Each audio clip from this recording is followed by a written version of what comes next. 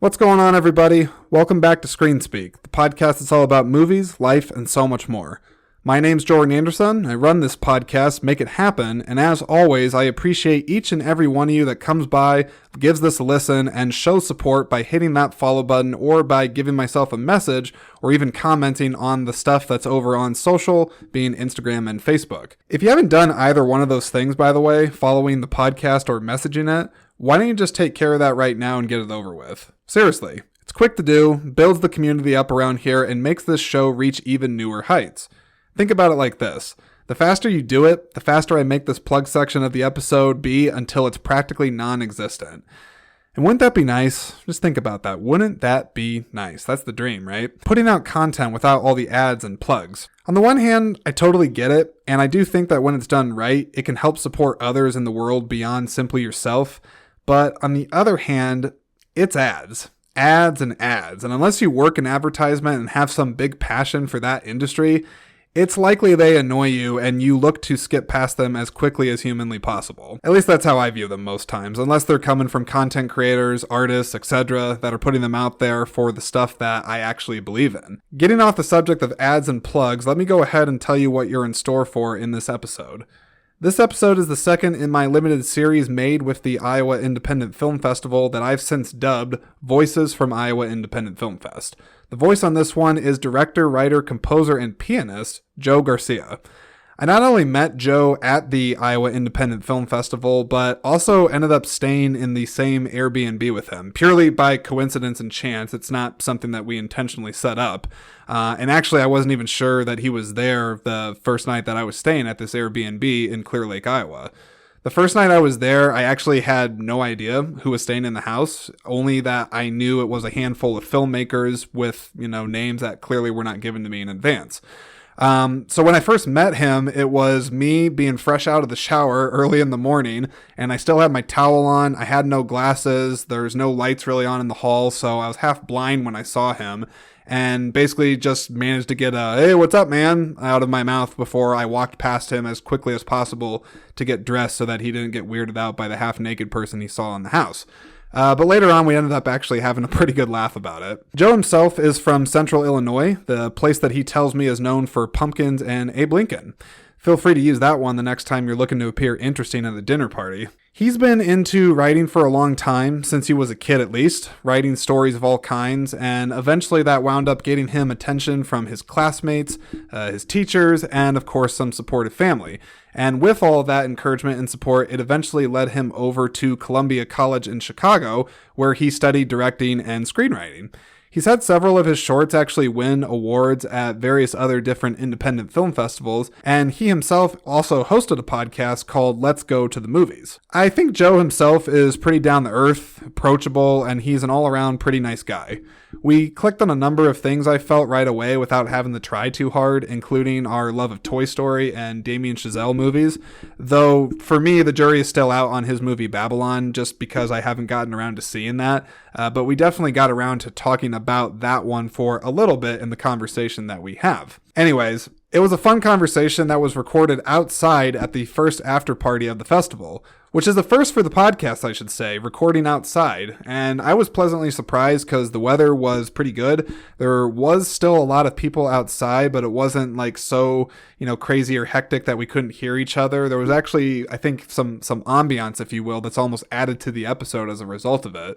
So see if you can pick that up when you listen to the playback on this. I'm not really sure if that's just a me thing or whatever that is. But in any case, I felt it when we were recording the episode. Shout out to 173 Craft Distillery for recording there. They didn't sponsor me doing that or anything like that. In fact, I'm sure that they probably didn't even know I was recording. I'm not really sure. But I'll tell you this, they got a real nice space there in Clear Lake, Iowa, including good food, drinks, and really between food and drinks and a good space, what more can you really want? So thank you to 173 Craft Distillery for not telling me to pack up my mics and kick rocks. Okay. Let's go ahead and just jump right into this. This is my conversation with Mr. Joe Garcia from the Iowa Independent Film Festival.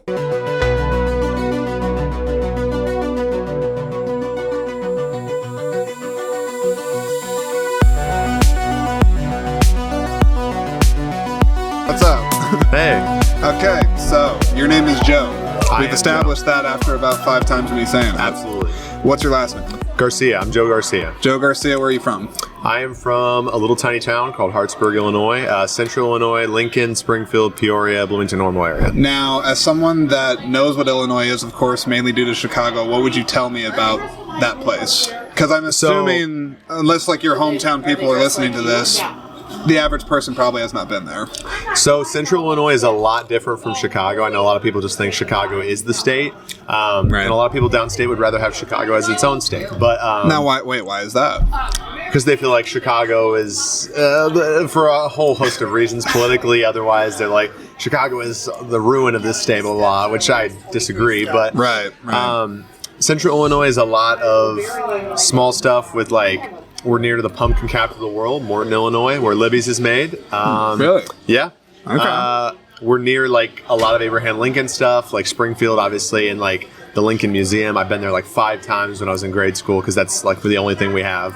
So It's a lot of Lincoln stuff. It's a lot of farm country too. I live like near cornfields and soybeans, and people are usually surprised to be like, "Oh my God, that's a cornfield. That's cows." And I'm like, "Yeah, that's where I'm from." Like, you know. So yeah, it's very different from Chicago. I've lived in Chicago now for 2 years, considering maybe a move back there or to LA. But like, I love Chicago too, just for the fact that, you know, it's a walkable city. It's just great up there. So I do appreciate both elements of the state, all elements of the state, if you will. Yeah. And how did you get turned on to this whole festival thing that we're at right now? Honestly, I was on Film Freeway and I was like, oh, there's one in Iowa. And I feel like our story in particular with this film resonates in the Midwest. So I was trying to hit all the Midwest, like, I don't know, cultural center film festivals, but like the state film festival. So I was like, is there one in Iowa? Oh, let's go to Iowa. Like, now, I'm going to sound a little bit silly on this when I say this, because I know what Film Freeway is now, just due to coming to festivals and whatnot. But is that something that pretty much most any person that is an aspiring filmmaker or working on film or anything like that, does like pretty much everybody know about this? Yeah, I mean, that's in the film world at least. It's literally a website. You can upload your film and then you just look at festivals, submit. It's really easy. Like, it's just you. How long has it been like the staple, I guess, for the film scene like that? I can only attest to like how long I've known about it, but like ever since I have been a filmmaker, it's been the thing that I use to submit to festivals and stuff, because I feel like there's Coverfly for scripts, which is like more script-based. Like, I have a lot of friends who are writers, so it's like submitting to those competitions, you use Coverfly. But like Film Freeway seems to be the standard for like these big festivals. Like, if you want to go to Sundance, you submit through Film Freeway. Like, that's how you do that. It's that well known like that. Okay. Yeah. I mean, like I said, I've heard about it, but it's like, you know, I've probably, since I've been to this festival, I've heard it mentioned like a dozen of times, you know, and whatnot, and I'm just like, okay. And I don't know how it became the standard or anything, ask but if you knew, like, when it became that. But someone was just like, go to Film Freeway, like, that's where you go to submit stuff. Well, and obviously they must have, not to get all software engineering, but they must have a user interface that obviously works well, and people can utilize it well, because if it was broken and terrible, it would not get the traction. I mean, yeah, it's literally you upload your film, you type all the details out, like what genre, title, budget, all this stuff, cast. Once it's that, you just submit to these festivals, check out. Now, going way back to Baby Joe. Okay. Like, how Baby Joe? Baby Joe? Well, maybe not like in the crib, but at least to the point when you can remember watching movies. What's the first movie you remember watching? Well, if we go way back, like the first like films I was obsessed about, Pixar, obviously, like Toy Story was my shit when I was like younger. Like, that was Toy Story 1. The first movie though I saw in a theater, Finding Nemo.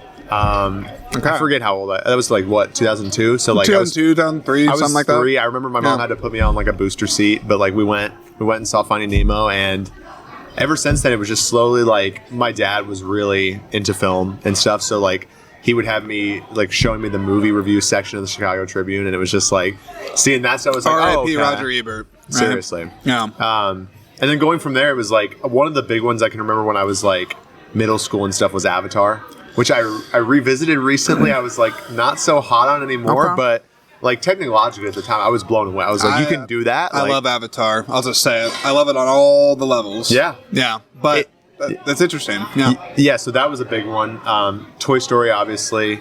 What about Toy Story? What about it? Just the fact that it's like, well, I think it's like the first like 3D animation, technically, right? Yes, that was like the big one for Pixar. But it's like, I don't even know what about it drew me to it. It was just the fact that I remember as a kid I had Woody, I had Buzz. Like, I was listening to the soundtrack for Toy Story 2. Like, you bet your ass I was listening to that. Randy Newman. Oh, yeah.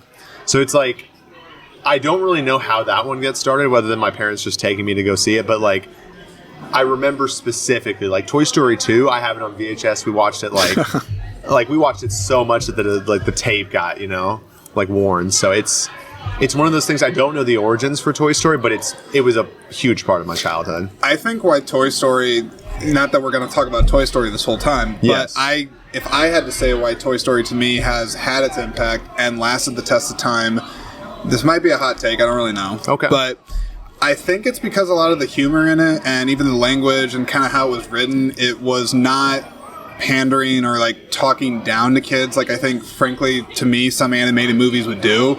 Like, no disrespect to things that are like very family friendly and like rated G and things like that, but there's humor in Toy Story that not only is universal, but adults certainly have an appeal to it. Like, Tom Hanks is very cynical as Woody. I mean, like, he can't stand Buzz. He makes a lot of jokes that like the average person would do, and it's not written in any way that a kid couldn't hear it, but it's written with intelligence, and it's very realistic, I guess, how the people talk in the movie, and I think it just appealed to a broader audience than the average, animated movie at that time. Absolutely. I mean, it's like going back to the fact that like the push right now is animation, like, is not for kids. It's a genre. It's like it's a medium, and I think you can see that back with Toy Story. I mean, like, you look at, like you were saying, the humor, and like it's just intelligently written where everyone can enjoy it. Also, the story structure, you look at it, it's just like, it's a really great structural film. Yes. And the fact that it's like, I rewatched it, I was like, Woody is not a good guy at first. Like, he's like really annoying, and then like there's kind of that turn. So and it's and he's possessive, obviously, and full of himself. He's an interesting character, and I feel like that's why people are drawn to. I mean, like, because obviously we can follow bad people as characters. Yeah. But I think the thing that like has been impressed upon me, if they're bad, they have to be at least have some redeemable qualities, or they have to be at least interesting to where like we want to watch what they do next. I mean, like anti-heroes, like villains, why do we watch them? Because they're interesting and all this stuff, Now, Toy Story, influential wise, as far as like just kind of getting into your love of movies, but by the time you then fast forward to becoming a filmmaker and kind of doing that, everybody has inspirations, right? Everybody's borrowing from somebody, or they're doing the whole thing. What are the things that that you take from, or that you draw inspiration from, I should say? Because it's interesting, because I've always had this love of film, but it wasn't until my college days that I realized I could translate that into a career. So it's like, I'd been watching so many films up to then, it was hard for me at first to kind of look back and be like, oh, what was my inspiration? But like, I've come down to these like I was telling you, like, favorite films, not film, but like... Yeah, and for the record, anybody that's listening, do not ask a person that loves movies what their favorite movie is. I mean, at least say like top 5 or something like that to like give them some wiggle room, because it's impossible to narrow it down to one. Just kind of throw it out there. But I mean, like, the ones that show up routinely in my filmography, even like little bits and stuff, like I feel like I told you, Whiplash is a big influence just in the fact that... It's a great one. Did you like the short?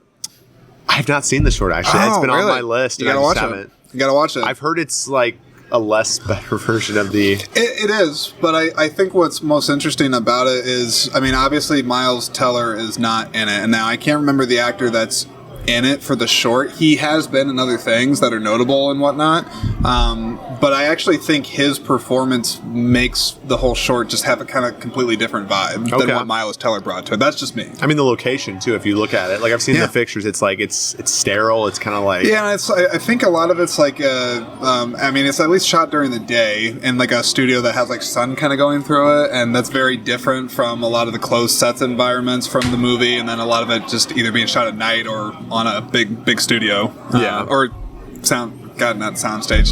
Holy shit, concert hall, whatever the hell it is. I'm an idiot, so it's fine. No, I mean, like, Whiplash definitely shows up in the fact that, like, I'm a musician. Like, in terms of retrospection, the film here at Iowa, there's a very distinct, like, I didn't realize it too. It's like it's one of those things where I love it so much that it bleeds over into my work. I wasn't actively thinking, I want to like borrow from Whiplash here, but like looking back, I don't think anybody would like directly be like, I'm gonna take from them. Well, I mean, maybe some. Tarantino does a lot of that, and I love the guy, but like he does do a lot of shots ripping off. But yeah, I think with this one, Andrew's kind of breaking point where he's like watching that old footage of himself and realizing why he fell in love with that's a very similar thing pops up in retrospection. It's like kind of the core of this film where like the character realizes, like I've really gotten away from why I got into this, and that's something at least that popped up in this film. And just Whiplash the style over and over, and Damien Chazelle as a director pops up, I feel like, on a lot of my work. Did you see Babylon? I did. I have not seen it, unfortunately, so I can't give you like a take on it, but what did you think of it? Listen, I am part of the Babylon Hive. I will. Is that their club now, the Babylon Hive? Absolutely, we meet. No, I like got group meetings. I'm here to defend the film. I know a lot of people. It failed, I think, box office wise, just because. Again, you started wide, and then like you didn't give it time to build up the word of mouth to spread. I know it started off very wide, and then like theaters were just not packed. It was also during the middle, I feel like, of a COVID surge. Let's just backtrack for a second. When you say starting wide, I'm assuming you're referring to wide theatrical release as opposed to it kind of going through the festival circuit and building up word of mouth, right? Yes, because I feel like that's a film where needed to start more limited and then build to a wide, so the word of mouth helped it. Because like. Also, the marketing did a horrible job. It was like they just kind of dropped it without much of like they didn't even mention this is Damien Chazelle, Oscar winner. Like that wasn't mentioned, at least in the marketing I saw. It was just like, oh, it's Damien Chazelle's next film. It's like, does the general person know who Damien Chazelle is? Like, I would definitely say he's more of like people in the filmmaking world that, pay attention to the trends. They follow the critically acclaimed stuff. They'll know who he is. But I would agree. You say Damien Chazelle to the average person, it's not Spielberg recognition. You say La La Land, it's like, they might know that. Which, granted, Babylon is very, very different from his earlier work. But I am curious from just something that you just said about the wide release thing. I just got to go back to that because...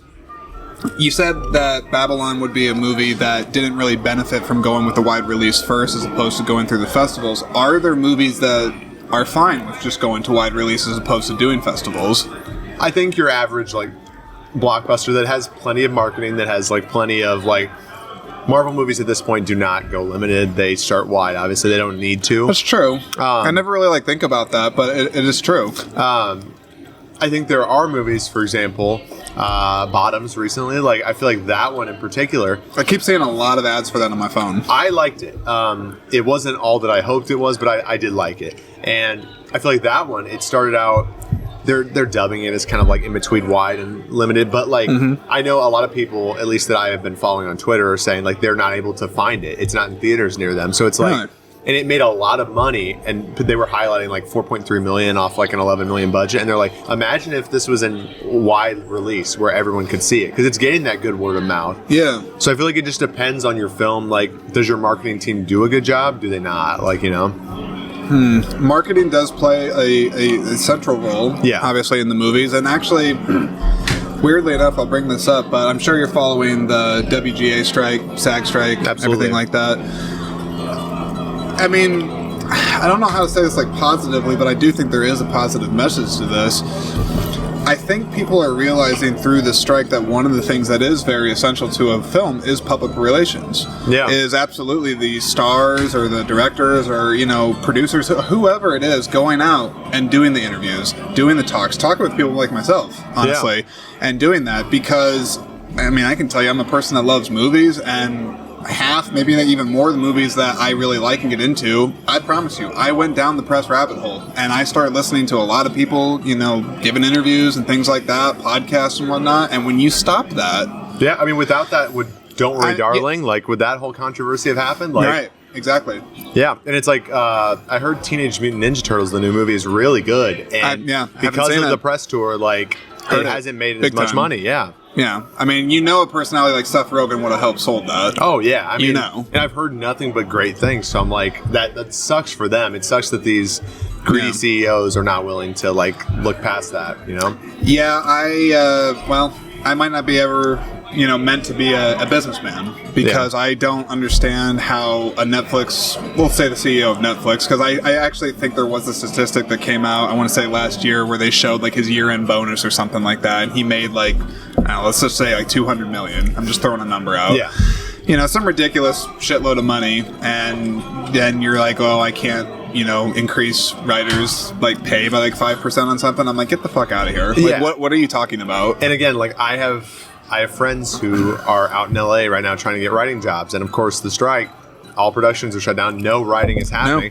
No. And it's like, it hurts me just because the fact that these rich assholes just think they can mosey over. Literally, the quotes that have been coming out of it. I mean, I don't know if you've seen, but like, I've done a couple podcasts on the strike and whatnot, so I've been following it very closely. The Bob Iger quote: the writers are being unrealistic, and I'm like, you need to sit down, bud. Like, and there was, I don't know if they got the name of the individual, but there was definitely a high level exec that for the writers, you know where I'm going with this, like, we need to let them starve, and like, we'll lose their houses. Let them go fucking broke and be homeless. I'm like, are you insane? That's evil. Like, yeah, no, like that. Yeah, evil is actually a good word for that, because that's just screwed up. You're not even like that's not even valuing the human being. And it's funny too to me, just because with the whole strike, it's funny that these people are the ones who are like not compromising and not doing anything, because their jobs, ironically, are the ones that could easily be the most outsourced to AI.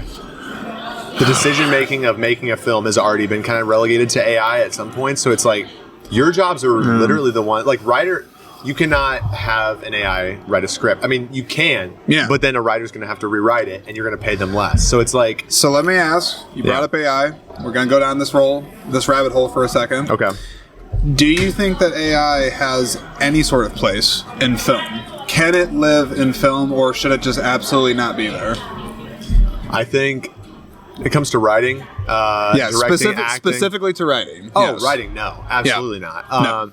I think it has been used in some instances, like Netflix's algorithm. Like, again, when choosing a film, or like, I think they've already started doing it for producing films, which, again, we could get down that rabbit hole of like, I don't think it's right that studio execs anymore are making their decisions based off of purely profit instead of like risk at times. Like, we wouldn't have got some of the independent films of the 90s, that we have got before. And so just seeing that now, I think like AI has started to been used already in that format. But for writing, I mean, I know people who have put ChatGPT, like a dialogue in there for a script. The script, it turns out, is not good. Like, no. I think I've talked about this before on the podcast, but I did an episode, and I'm quite proud of it, because it's super experimental. I did an interview with ChatGPT. I did. I found a way to have an interview with fucking ChatGPT. Yeah. Crazy. And towards the end of it, I have some fun with it, and I tell it to punch up a scene from Blade Runner, but instead of Harrison Ford and Sean Young, I'm like, have it be Ben Affleck and Jennifer Lopez. I want to see how that's going to get written out. Just purely for shits and giggles. Yeah. I mean, did it do it? Yes. Was it funny? Sure, because I made it funny. But could I say it had any of the nuance or complexity or heart that movie had? No.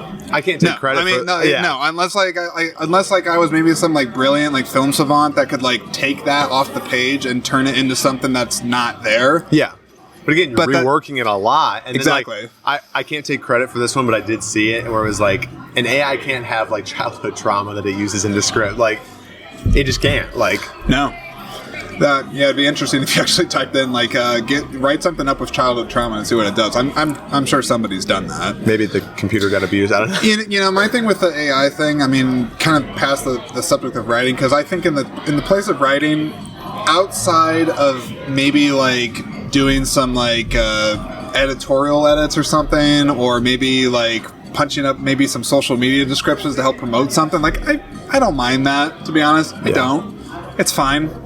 I think it's just, for me, the rabbit hole. Once you do that, then it's like, where does it stop? And then like they're going to be like, oh, we can use it for this. Oh, we can use it for that. And it's like, the more you use it, the more it learns. I don't know. Ever since like before the strike, I wasn't as concerned, but the more I've learned about how they're already using it and stuff, I'm just like, it's got me a little worried. I don't know.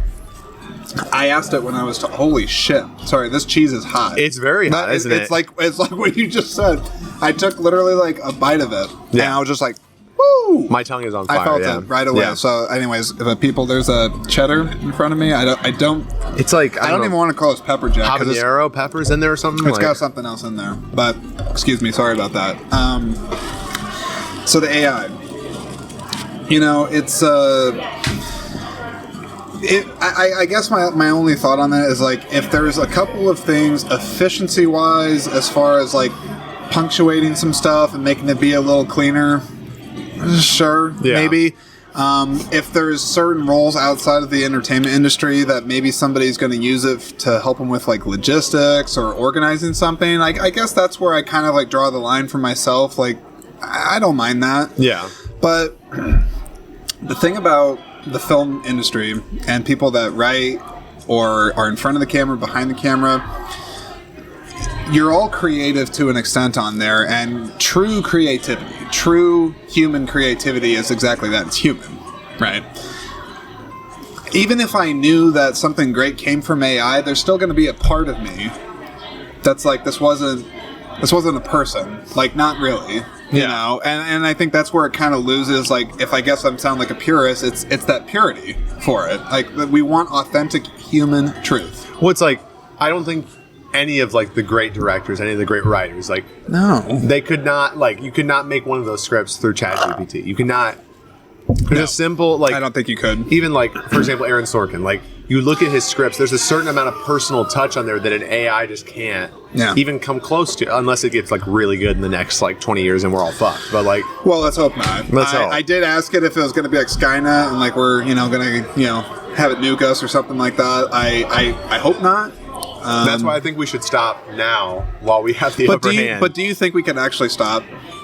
Because that's a whole other, Because I feel like I'm unfortunately kind of a cynic on it, and I think there's too many people that are already kind of buying into it. And I think, I mean, maybe, I'm not saying like you can control the direction solely, like there might be some way to steer it in the right spot, but I think it starts with the top. I mean, I think it starts with these, again, like CEOs who are using it, and they're using it to squander like money out of people and use it to inflate their profits. So if we start there, work our way down, like it can't work. It can't be started from the bottom up. It's got to be top down. Yes, I'm actually really glad you said that, because in my own my day job life, which I won't mention here, I'm an absolute believer of leadership from the top down. Really am, because it's a cliche, but it does start from up there. People naturally instinctually look up to someone. Yeah. And if someone up there is not being ethical, moral, having any conviction about anything, how on earth could you expect somebody else that maybe doesn't have the will to get there and make some effective change do it? Because I feel like we're seeing all around us, like the top of the food chain is just getting wealthier and just getting more greedy and not caring about the working class like us. Right. And that's just like outside of film. That's a general problem that I see, like us needing to confront. Timeless tale. Yeah. I mean, it's just we go in cycles, but it's like we need to, especially within the film industry. I think that's why I'm so grateful for the strike, because it's like if we don't take a stand now, when is it gonna? The next negotiation is gonna be like. Did you think it was brewing?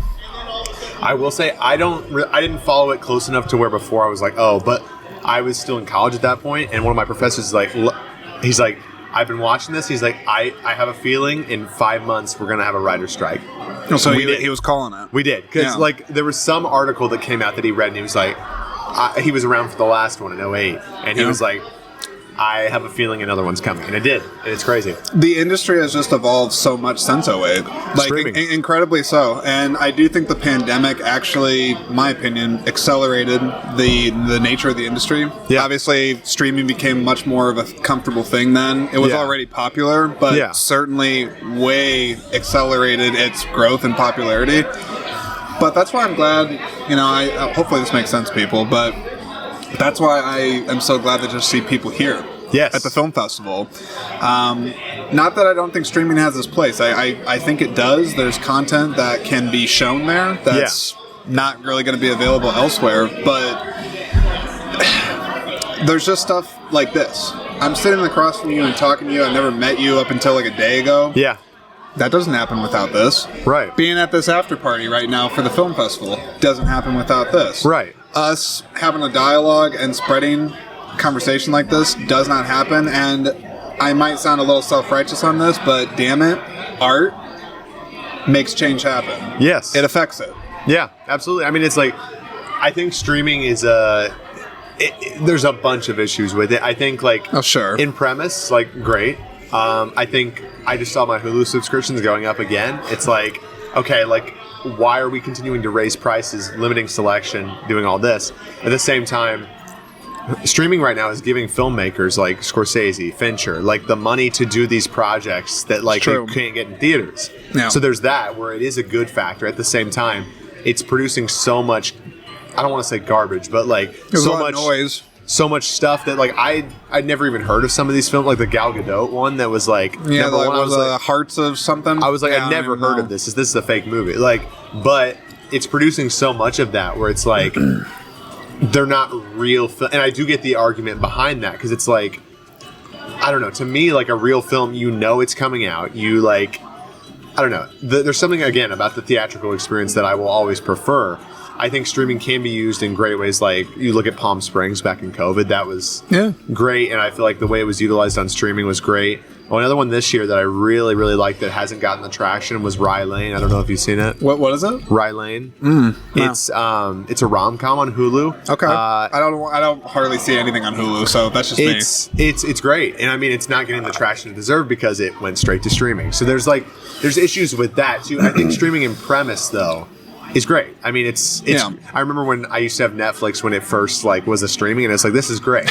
But since then, it's become unchecked, and, like, people have used it to get richer and not pay the creators. And I mean, I was talking to you about Aaron Paul getting nothing from Breaking Bad. Breaking Bad, despite it being the #1 show on Netflix. That's insane to me. Yeah. Like, no residuals whatsoever. Let me ask, not that you're a business manager for Aaron Paul, or we both know the full financial figures and facts, but say he was going to get his due, right? What's fair? I mean, what is a realistic figure for him to be fair? I mean, I'm not saying, like, I know exactly, but I feel like that kind of helps the conversation if we start kind of throwing out. Well, if it was up to me, I think it would be like, he would not maybe get more because he's Aaron Paul, but, like, I think there would be a percentage that every actor would get from these, and say, like, oh, if it's Netflix, if it increases, like, and goes in the top 10 for so long, you add more to that. And, like, it's based on how it does, which is another issue because the streamers aren't releasing the numbers. Speaking of the numbers, because I would absolutely agree, you got to base it off of data and how the show's actually performing, whether it's in America, overseas, whatever. But that's one of the issues I actually have predominantly with streaming, is that I don't frankly know if the artists that are producing the content and creating it, I don't know how much of it they really get. I don't. Now, that's not to say that if I go to the theater, I know exactly how much they get from that either. Or if I buy their Blu-ray or DVD. But I still feel like it attributes more directly to them. The profits do for that. For theater, they're not. The box office is not a factor in streaming, which is, again, like Barbie. Recently, like, Greta Gerwig and Margot Robbie made so much off of that box office percentage. So it's that case where streaming doesn't have that. Sometimes they'll pay, like, your Martin Scorsese or David Fincher, like, $200 million up front just to, because it's like recouping that box office. Sure. So it's like, with Netflix and these streamers, it's like, you have to negotiate. And for these smaller filmmakers, they can, because they're not in that position. No. But having to negotiate, oh, I want this because this is what I would have got in theaters. If you can't match that, I will just go to theaters, which then sometimes they can't, because of the whole distribution with theaters right now is kind of a messed up thing. Let me ask you this on the subject of theaters here, because I have a strong opinion about this. We'll see if you can have something similar or not. It's fine. I'm respectful. I personally think that studios, the distributors, however it actually works, I don't think that they give theaters enough, personally, profit. Okay. I think that sometimes it hurts the pricing of the theaters themselves, because I hear all the time that movie theaters are too expensive. If people have families, they got kids, it's like, $80, $100 to go out, popcorn, the whole thing. And I don't know. I feel like the studios or the distributors or both, however it is, could give more money to the theaters. And I just feel like there's something wrong with the profit sharing model of theaters and the studios themselves. But let me also be clear. I'm not looking at these numbers. I don't have the facts in front of me. Yeah. But instinctually, I'm just like, there's something really wrong with that, and we need to count on theaters to continue the theatrical experience. And if they have to, jack up their prices or make popcorn gargantuan, especially in the streaming world, I mean, short of hosting like a film event or something like that, I don't know how you're going to get the butts in the seats. It's a multifaceted thing, because it's like, I think the numbers are like, the studio gets 50% of the ticket. So it's like, yes, I mean, they could be giving more to the theater, but then the theater inflates the concessions by so much, where it's like they make it back. So it's like, yeah, I mean, if you were to do a thing where the studio gets less from the ticket, and then that, in a way, the theater can lower like the inflation of the concessions, maybe. But then it's like, right. I think the issue behind the whole theatrical experience is, again, it starts from the top. It's the studio execs not choosing the films that, again, that maybe are going to be risky that could pay off really well. They're choosing the safe stuff. Like, for example, any Marvel movies in the last couple of years, I think it's just been like check the box, is kind of like, we'll put it in the theaters. I think that narrative's changing though. I hope. I feel it, at least in the air and the pulse, or whatever you want to call it. Yeah. I mean, everybody says like Marvel fatigue and things like that. You could call it that, but I'm going to go past the fatigue, because I think superhero is something that sells. I mean, it does. Yeah. People like the comic book stuff, but the problem is lately, in that specific world, the story just hasn't been there. The connective tissue is gone. Absolutely. And that's the main problem that's there. If you have that connective tissue and you have heart and good characters, damn the genre, it's going to make money. Right. I mean, again, like, that's another like multifaceted thing where it's like, I think Marvel movies recently, just the story has not been there. Like Guardians 3 did really well, because I didn't like it as much, but like the story was at least there. It felt like it was made by a human. Like, yes, and it also excuse me, it's that damn spicy cheese. It also had established characters from before. There was an arc that had been building, you know, so it had some build up and lead up to it. I mean, I was there opening night for Endgame. It was like, it was incredible. It was it was one of my favorite theater experiences. That being said, those are movies, it's interesting. I don't rewatch a lot of them. Sure. It's like, once it's like, okay, that was good, and I'm done. What are stuff that you rewatch? Of the Marvel films, or just just movies? Really quick, at the Marvel, I love the first Guardians. Oh my, like that was. I mean, it's fantastic. It's great. Movies that I tend to rewatch, the one I mentioned to you earlier, Phantom of the Paradise from the 1974. Well, I'm gonna have to check that out. I've not seen Brian De Palma. I've been going on a rabbit hole of him recently, and this one, a friend showed it to me like back in 2020, and the first time I watched it, I was like, I don't know what to make of this. It's strange. It's just like, again, I comped it to Rocky Horror. It was a year before Rocky Horror. I feel like it had a lot of things that Rocky Horror did in 75 or whatever year that was, but it's strange. It's a combination of Phantom of the Opera, Faust, The Picture of Dorian Gray, and it's a musical too, and it's like campy, over the top. So it's very strange in a bunch of different genres that didn't pick up with audiences back then. And the fact that you're saying that this is De Palma is actually interesting, because I would not attribute any of that to him. No, and it's like, it's a satire, or not even a satire, but like a criticism on the music industry as a whole, which I love. It's like, you're going to sell your soul to these people, and they're going to rob you until you're dead. And it's an interesting, I don't know, it's just a very interesting take that I love. I've seen it like 15 times since. 15? I put it on, it's my comfort movie at this point. It's also just one of those films that there is a montage in it when it's the Phantom's theme song montage. Yeah. As like time is passing. I have wanted to emulate that so bad in my films ever since. Like, I've been chasing it. I tried to do it in retrospection with a shot. It didn't quite pan out, but I'm going to be chasing that for probably the rest of my career. I feel like I'm going to call this the multifaceted episode where I'm giving teases of this, but I got to ask you something. The comfort movie. Yes. Right? I absolutely could do a podcast talking about that, but for yourself, one, I'm just glad you're acknowledging they exist, because they do. Oh, yeah. What makes a comfort movie for you, Joe? Oh. Because obviously it's so individualistic to you. So for me, or just like what I think makes a comfort movie for everyone? No, for you. For me. Yeah. It depends on the movie, but I feel like it has to be rewatchable. Has to be rewatchable. Right. No matter like if it's serious, like I've rewatched Inside Llewyn Davis a lot at this point too, but it's very different from Phantom of the Paradise. So it's like, sorry, real quick, Yeah. quick detour on that. Yeah. Have you met Jim over there, Jim Brockon? I do not think I have. No. Okay, so simply because you mentioned that, because I recorded with him earlier, he was a body double for John Goodman in that movie. No way. You can talk to him about it. He's met the Coens. He knows, like he had like dialogue with them. Like he worked on the film for like I want to say like a day or two or something. Yeah. But if you like that movie, he literally talks about it. It's one of the highlights of his life. Wow. Talk to him about it. You'll make his day. I will definitely talk to him about it. Yeah, I mean, but I think for comfort film, it's like it depends person to person. For me, I don't think there's a set form. It's got to be one of my favorites, obviously. Of course. Yeah. One that's like I had not seen embarrassingly enough until recently that I think is going to become a comfort movie, especially now that fall's rolling around, when Harry Met Sally. Yeah, I saw it recently for the first time, like within the past year. I was like, this is peak rom-com. Like this is just it doesn't get better than this. You know, there's a short list that I think every filmmaker has of the movies that you wish you could basically give yourself amnesia to and re-experience watching it for the first time. Yeah. And I bet that would be one. Yeah. Where you're just like, I'll never get that back again. It is interesting to me how I've found for myself that a lot of times over the years my thoughts will change. Like Inside Llewyn Davis, the first time I watched it, I was kind of like, okay, this kind of happened. And then I rewatched it recently. I was like, oh yeah.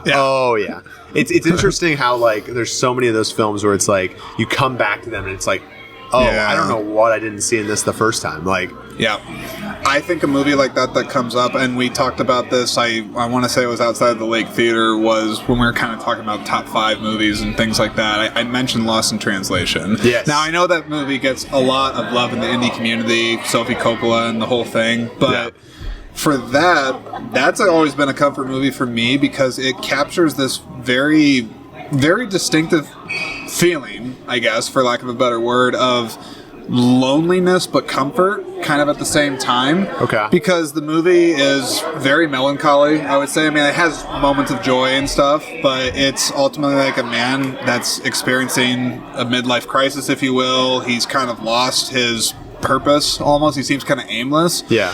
But I don't know. Like, there's something about just the way that the movie paces itself. It's not in a rush.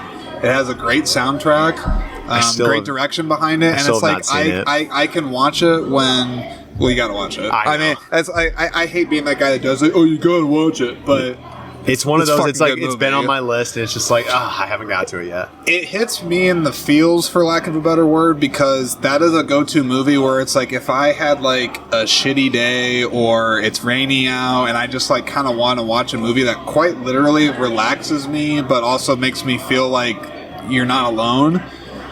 I don't know. That's that movie for me. Yeah. I mean, it just does it. Right. It just does it. And so I've probably seen that. I mean, it's really hard to put a number on it, but I'd probably say like 30, 40 times. Something like that. Wow. Over the span of whenever it came out, 2003, I want to say. Yeah. But I love that you brought up comfort movies, man, because, I mean, I love watching new stuff. I do. But I also love going back to the stuff where you're just like, shit. It's familiar. It's there for you no matter what. Yeah. And it depends, like, again, Whiplash, I don't know if you would call that a comfort movie, but like I've rewatched it enough at this point where it's like, it's not comfort in the fact that it's a very serious subject matter, but a comfort in the fact that like, I would love to make something like that someday. Yeah, you know? Now let me ask you this on the Whiplash thing. Yes. So, gotta ask, because not the ending of it, because the ending, I would say, leaves it kind of hanging to the ambiguity side, where it's just like, did basically his over harshness justify his brilliant performance? Did the madness justify the teachings and everything like that? But I'm kind of wanting to get your take on that. Was it worth it that he went to the lengths that he did? Or are they both correct or wrong? I mean, that's the dilemma of the movie, is it's like the art is the art, but then the guy was I think crazy. That's what makes it so interesting. It's like there is no definitive yes or no answer. It's like Fletcher. Because if he didn't push, Fletcher was an asshole, and I think you could argue he could have got there. Neiman could have got there through other methods. Sure. But he did get there through Fletcher's methods, and he was right that like the greats have been developed through shitty like circumstances, like Coltrane and like all the people he references. But at the same time, I think it's more interesting. Like Fletcher is a very interesting character in itself, but like it's more interesting to look at Andrew and his character at the end, just in the fact that like, oh my, like the ending is one of those where in the moment you're like, oh my God, he's done it. He's beat him. But then it's like you step back and realize, oh, like he's lost all of his humanity. Like what, at what cost? You know, it's one of those, the more and more I watch it, it's kind of horrifying. It's like, is he going to be like Fletcher from now on? Is he going to like lose all sense of it? Like the scene with him and Melissa Benoist when he breaks up with her, it's like, I can't, it's so cringe. It's just like, you could have had both and like perfectly done it, but like again, because of the influence of Fletcher, he was under that spell. So it's a movie I could talk at absolute great length on. Weirdly enough, I've never done a dedicated podcast, so if you come back, you want to come back, I would do a whole episode talking about Whiplash. I could do it. My take on it is sort of similar. I mean, not to like give a cop out. I'm not trying to, because it'd be nice to just give it definitive. You know, just be like yes or no. But I think where I kind of left that movie from is I was just kind of wondering, kind of what you were saying, just basically like, do you have to push to get the art? Is that the only way? Like, is it possible to get the art without that kind of a push? I think there's a level of healthy push. I think the level to which Fletcher took it was unhealthy. In your own life, have you had somebody push you? Like, where you are recognizing that, like, they are pushing me? Absolutely. I mean, like, without push, there's nothing. But, like, there's a level of like, I don't know what you would define by like the push, but like if there's someone always being like, you could do better, you could. And I was like, if I would, I think if I would define the push in the context of Whiplash, I think it would be somebody that is purposefully challenging you and kind of seeing that you have a limit, and they're trying to get you to cross it a little bit. Is it abusive or is it just like pushing you? Because like that's my thing. That's the line, right? Yeah, because I think the abuse, I don't think it's not acceptable. But yeah, I mean, I don't want anyone to throw a symbol at you. Like as a director, I think there's a level to which the actors can kind of get complacent, and there's a way to push them without being like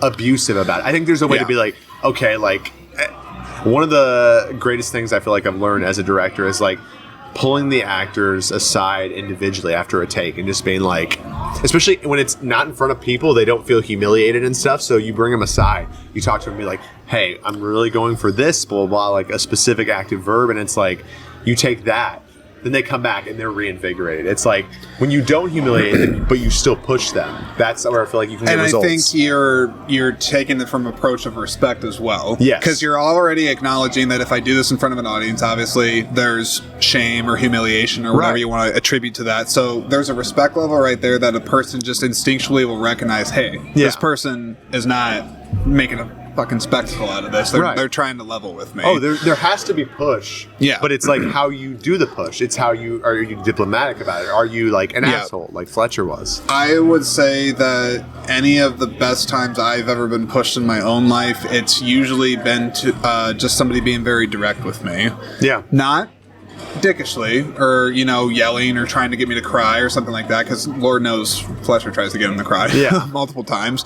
But it's just more somebody, I think, giving me context as to why they're telling me something. Yeah. And that's something I try to tell people a lot outside of even film. Like, if you're needing to have a crucial conversation with somebody, be deliberate in what the intent is. Be like, hey, I'm here because I want to talk about this. My goal with this is this, this, and this. I want to hear what you have to say about this. Like, be so fucking blunt and almost robotic about it that there's no air for like a mind game thing where it's just like, what do they really want? What are they trying to do? Absolutely. No, fuck that. Like, I'm laying it out here right now, and I'm doing it because I respect you. I mean, I love constructive criticism when it comes to film. Like, because it's like, I don't feel like, at least to this point, I have hit something out of the park, done something perfect. It's like, there's always room to improve. And especially in film school, I love like constructive criticism, because it's like, okay, tell me what you think is wrong with this, and then I can kind of jump off that and be like, oh, I can do this to kind of improve that. And it's because, again, I feel like we are all still learning at things. Like, we are never going to be fully perfect. It's like knowing how to respond to constructive criticism. It's like, oh yeah, I could have done that. But like, there's sometimes in films I made where I was like, yeah, like I could have done that a lot better. But it's like knowing the next time, it's like I'm not going to do that. I think life is a lifelong journey. I'm a big believer of life learning all the way. Like if I ever am like even 60 years old and I'm like an expert on everything, you take me, drag me in a corner, and slap me in the fucking face. Yeah. Because I never want to be that guy. Yeah. There is too much damn knowledge and information in this planet that can fit in my head. Right. It just will not happen. Yeah. And that's actually one of the things I think I really gravitate and love about the filmmaking industry, entertainment industry, or creatives or art, whatever you want to attribute it to, is that everybody in this field kind of understands that they're in a constant state of growth.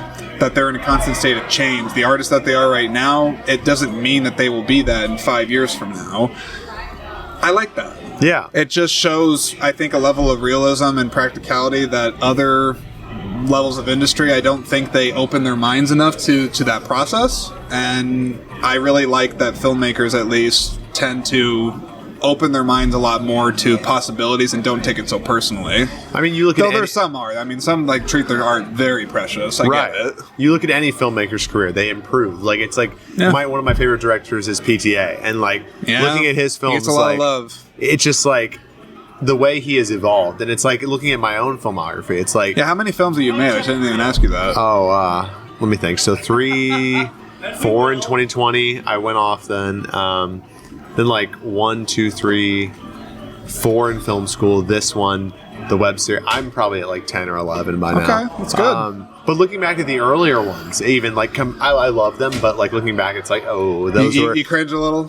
Yeah, those were my first. It's got to be a first though for everybody, right? It's like that's knowing it, and like retrospection. This film, specifically in Iowa, like this is the first film where you should say the name of the film, by the way, if we haven't already. I don't think we did. Maybe not. Retrospection, it's called. It'll be out on YouTube, Vimeo, hopefully in the next couple months. But wanted to debut it here first, obviously. Follow Joe on his social media, and obviously he'll post it on there. Yeah, but it's one of those. I feel really proud in the fact that like my vision is 100% in every frame in this. And this is the first time I can truly say that. So what made it different on this to get the vision there as opposed to the others? I spent a year working on the script, so there was that. Went through like 8 or 9 drafts. Like I was, because I helped run a screenwriting club at Columbia, and so like I would just take it to them and be like, hey guys, here's the new draft, and they were like, oh my god, this again? But no, and they were like, okay, I feel like it's getting better, but here's some areas. And I was like, you're right. Like, because there's a certain point when you write a script where you become biased towards it. It's like, well, I wrote that, Yeah. And so it's like getting that other feedback. I feel like a writer's room environment is so crucial. And it helped. I know the original script versus this end script would not, like, I'm so glad it ended up this way. Yeah. And it took me all that time. But it's been a year for that. Then really an in-depth pre-pro where I knew all the locations I wanted to get just because they were in the central Illinois area. So I had access to those ahead of time. Just really spending the time on pre-pro, even though it was only like a month when we decided like we had the time to do it. And then we started fundraising. So it was a mad dash, but spent plenty of time in pre-pro, like really talked with my DP, and I mean, I don't know, we were just so open on set to collaborate. And like if things didn't work out, like being open to change things to how like my vision was still there, but like in a different way, Yeah. And especially the song in the film, like that was a big part since the beginning. So like seeing that come to life was like really eerie for me, just in the fact it's like, oh my god, that's kind of the first time that montage at the end of the film, which if you see the film you'll know, that's kind of the first time where I was like, that came out close to what I pictured it to be, which was just like very eerie for me. Why is that eerie? Just the fact that like I feel like at our level, at least, like working on a limited budget, you have to compromise with a lot of things. Sure. So like you're never going to get exactly what you picture at first, just because you're going to have to compromise on locations, like camera quality, sure. blah, blah, blah. Yeah. But this time, the song bit at the end of the film, like I had very heavily conceptualized that in pre-pro, and it turned out very eerily. I was like, wow, this is like a new feeling that I'd never had before, Mm-hmm. Seeing that really come to life and really be almost as I pictured it completely. Now, one of the last questions I'll have for you, because I need to get some more food. Same, yeah. Assuming that the charcuterie board's even intact. Absolutely, I have no idea. Oh, it is, yeah. Getting the vision intact. I mean, obviously, incredibly important when you're working with a crew and you have people. I think it's not that it makes it harder, but in a way it does, because you get more cooks in the kitchen. It's possible it gets compromised, right? But I guess when you do get the complete vision out there and it's there for people to see, I mean, what do you hope that people kind of take away from seeing a complete vision that you put out there? I mean, obviously we're talking about just this movie. It could be different for the next one. I understand that. Yes. I mean, I hope obviously people at least get... I love that film is so interpretive in the fact that, like, you can take something different away from it than I necessarily had. Sure. At the same time, it has to be in the same vein of what I was trying to say with this. Like, it can't be completely off the mark, but as long as it's in the same vein, maybe you took something different from it. I'm like, that's great. That's not what I was going for, but that's great. Yeah.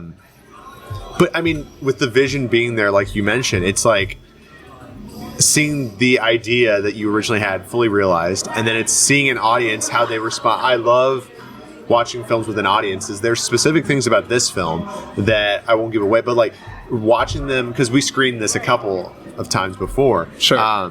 Seeing them with an audience, I was like, oh, that wasn't what I was intending, but that came across in a way that it was like, it works for the film. It's gotta be fun though, when you have those moments where you're just like, oh shit, like they're seeing it like that. I never thought about that. It's like, I mean, even like we talked about like a writer's room environment. There's some things when you write, it's like, oh, I liked how you did that. I was like, I actually didn't, but I like what you're going with that. Like, that works. But I love that creative feeding off of each other. It's great. It's like, it's funny how that's exactly what directing is. I feel like it's taking like the script and blah, blah, blah, and the subtext behind it. So it's like, maybe the subtext isn't what you would have drawn, me personally would have drawn from it, but it's what someone else would have drawn. That's all directing is. You take a script and you're like, oh, what I want to say with this is blah, blah, blah. Yeah. And because now, especially, I told you about the web series I did, and that was the first time I directed something that was not my script. And so taking that and like listening to what Will had to say about the script, and then I was like, no, I actually see it as a story of loss. Like, all these people are functioning on a level of like, they're broken people that brought them to this like secret society, and that's what like this loss is what plagues their life until they confront it. That's what they're going to have to face with. So it's interesting. Again, writing a script and directing it versus just solely directing, because it's a whole other thing. Yeah. I think one of the takeaways from this conversation, apart from several things I'm sure when I listen to the playback, I keep going back to the multifaceted thing. I'm bringing that up because I think we've touched on several things over the course of talking that are just showing the different ways that something in film in this industry can be interpreted. And that's one of the things that we love about it. Yeah. I mean, like, it drives us crazy sometimes because you want there to be an answer, but at the same time, it opens everything to possibilities that you wouldn't have ever known about had you not gone through this crazy process. Right, because it's like directing, again, it comes back to directing, but like directing is not one-dimensional. It's not, because it's like, that was one of the biggest things I learned, like, viewing your characters as like the villain, the good guy. It's like, you have to view them like, what do they want? What do they need? Like, what drives them? And that, like, even for, you take like an awful human being, like Hannibal Lecter, like, for example. I mean, he's pretty cool, but also terrible. Yeah, but like, that's the thing. It's like, it's only cool because he's made that way and he's directed that way. And the fact that, like, he wants something just the same as we all want something. The minute you start marginalizing like a character or something, you limit yourself as a director. It's multifaceted, like to say. I mean, literally, I might even have the title of the episode, multifaceted. Yeah. But I will absolutely say this, and then we'll go ahead and wind this down and just end it, that's one of the things I think I really, really like about either the writing process or mostly direction, because I think that's where it comes from. I love that yourself could look at a script and totally see it. It's this. Someone else, completely different background, sees in a completely different movie. Yeah. Off the same words, off the same page, everything, but completely different interpretation. That's amazing to me. Absolutely. I love that. Now, does that always mean that your interpretation is better than this person's? I don't know. Yeah. That's for the audience to decide. And that's what we try to struggle through. That's why we try to just figure it out. Yeah. Is it going to connect with them and resonate? Do I get to do this more and get paid for it? Right. I hope. We hope we get paid. I'm dreaming for that day. Dude, appreciate talking with you. Yeah. Go ahead and plug in your stuff. I mean, where can people find you? I'll put all this in the description, of course. Absolutely. So I'm Joe Garcia again. I'm a filmmaker from Illinois. My socials, pretty much everything is at J_Garcia, and that's JARSHA. I have a YouTube channel, I have a website, all that shebang, but pretty much all the socials, and you'll be able to get from there. Instagram, you name it. So. All right, that's like the easiest plug in the world. So appreciate everybody for listening, and we're gonna get back and hopefully avoid the spicy cheese and go and see what else is happening over. Where are we at? Is this 173 Distillery? Yes, I think that's that's the title. Okay. Yeah. Follow them too. I'll put their link in there as well. So that's it. Okay. Thank you, sir. Yeah. Thanks.